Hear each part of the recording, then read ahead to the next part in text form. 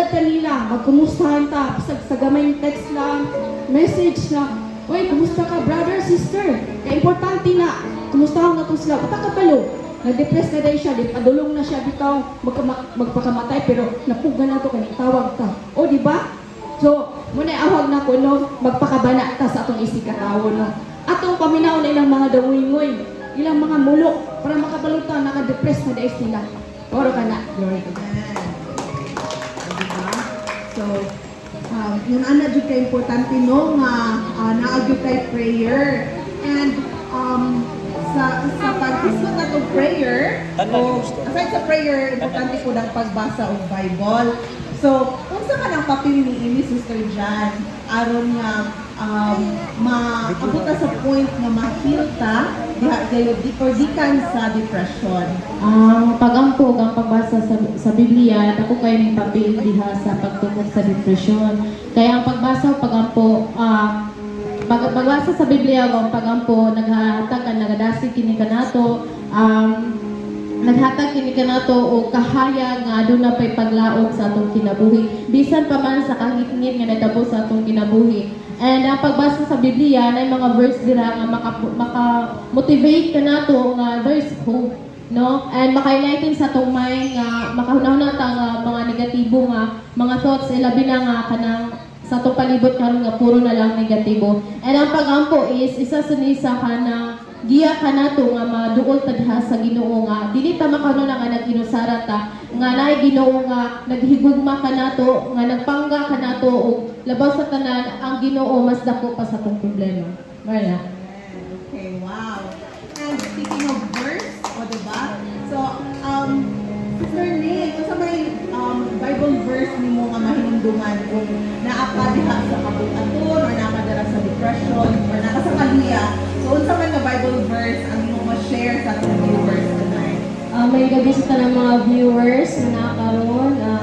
Ang ako lang ma-share is ang Mateo 11:28, lagi ko ng tulong sa Ginoo sa dira nga doon kamong tanan, gigapuyan, gibudlayan, sa inyong gipasan kay papahulayon ko kamo subot pasabot mga igsoon nga bisan pa man nag-usa ka lisod, usa ka pait ang dagan sa imong kinabuhi, di man nga ang Ginoo wala panahuman and ang Ginoo siya ang imong kahayag na mudanag sa imong ngit-ngit nga dalan bisan pa man sa imong mapait nga kagahapon sa kinabuhi, ang Ginoo still gihapon siya nga mahimong kahayag nimo sa imong future mo na nga akong dasig sa matag usa nga ayaw kawala og panglaom as long as buhi pa laban gyud sa kinabuhi kud kay ang tanan gibuntog na ni Jesus tanan sa cross unya ang gusto sa Ginoo sa atong kinabuhi nga mahimo ta isog sa kaniya and mahimo tang malipayon in spite sa mga panghitabo sa kalibutan karon daghan na kay mga nirinig nga mga panghitabo mga balita natong madunggan nga usahay mabalaka ta mahadlok ta but gabalo ka ang Ginoo pag sa din mo salig kaniya ang Ginoo maghatag siya peace sa imong kasing-kasing maghatag siya kalipay joy in spite sa chaos sa mahitabo sa imong palibot but God still nga maghatag og kadasig og kalipay nga upadayon ka wala akong dasi sa matagusa dili pa ulahi ang tanan i-surrender imong kinabuhi sa Ginoo. Lord to God. And also, Sister Anne, diba, na-mention ni Sister Sheila kanina nga naay nagsulti niya, nagdasig niya. So as a Christian, unsa di kay importante nga kanabitaw mahimo bitaw nga ma-open up ang mga tao nga nadiha sa mga pagsulay. Unsa man din nato pag-approach aron nga sila dali ra nga mo-open nato or mo-open sa ubang tao. So, mayang gabi, no? So, mga igsuon, kita isip sa kakristohanan, dako kay atong kahimuan, isip sa kakristohanan nga makatabang sa naay mga pamati sa ilang emotion, labi natin yung depression, no? Kanang deep anxiety nga na sila gipamati, so gibati. So, kita isip sa kakristohanan, dako nga atong kanang matabang diha kanila kay kita mismo isip Kristohanon nakailas sa Ginoo o kita ang way para makailapod sila sa Ginoo or bisan pagani sa atong mga kaigsuonan na nasa kaluyahon nindo jud nga ato silang kumustahon kanang natay dako nga pagtagad diha kanila kay kita mismo gitagad ka sa Ginoo ato ipag-abot diha kanila nga ang Dios dako ang pagtagad diha kanila na paglaom o ipaduol pa nato sila sa Ginoo bisan pa man sa atong mga silingan kay kita ang instrumento sa Ginoo wala man.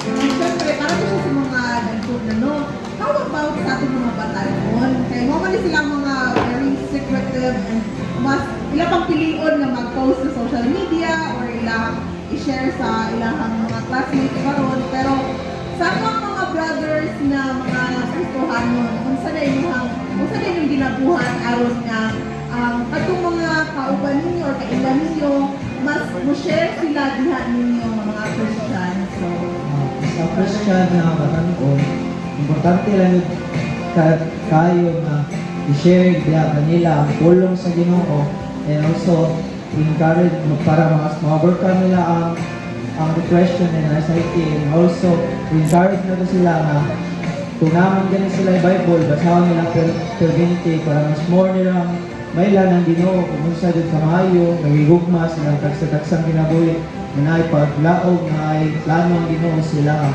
and also ang pagampo importante kayo ang pagampo bisa pa man nag-ingon sa 1 Peter 5 verse 7 give all your worries and cares to God because He cares about you. and lastly, ni Brother Ezekiel, ang sa may mga hapon. Kasulti lang sa usang habatan mo, kita mo patan mo, sabi nga sa akin wala pa mo ila sa Ginoo. Pagka na sa nakasuhay sa akin ng pag-depression, ato yung dulo ng Ginoo kay siya, tabang siya na ito, ang siyang tabang na ito, magpapasag tayo mo kung ang pag-ampo, kung na importante mo. Okay, thank you so much. And of course, let's listen sa ato ang pastor. Kung unsa gyud ang biblical perspective or unsaon pag-overcome ang depression in a biblical way. So, mabarog lang ko no, para makita ko kining depression ni galas so daghan kay mga nabiktima ni no. Ang uban is niabot sa punto nga nagpakamatay sila no. Mga problema das panglawas no, na diha sa finances, relationship higala. Pero ang word of God higala is naga-encourage ka nato. Once na panahon sa mga pagsulay, panahon diha gayon sa mga kabalaka, diha gayon sa mga kinabuhi. Ang word of God ningon pa diri sa 1 Peter chapter 5 verse 7 ningon diri nga itugyan kaniya ang tanan yung kabalaka kay siya nag-atiman kaninyo. Amen. So ningon ang word of God nga once na kay mga problema nga moabot na sa ma-depress na ka, ang word of God higala nag-encourage itugyan kaniya. Amen. That is why higala nga daghang namatay tungod kay wala ginatugyan diha gayud sa Ginoo. Muna nga nanginanglan ta Ginoo higala. Amen. Ug panahon higala na nadakas kasubo, nakadias kapaitan, buot pasabot ang Dios duol kanimo. Ningon diri ang word of God gani higala si David, ningon siya nga the Lord is close to the broken-hearted. So Bisaya pa, duol ang Ginoo sa samdan ug kasing-kasing. Ug luwason niya ang kanagabsang nasa tanang paglaom muna karong kagabion nakadiri.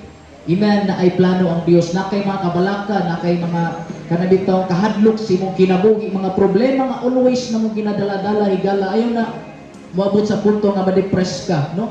Amen mo na nga ang Dios nagahagit naga-encourage ka nato higala. So kana lang glory to God.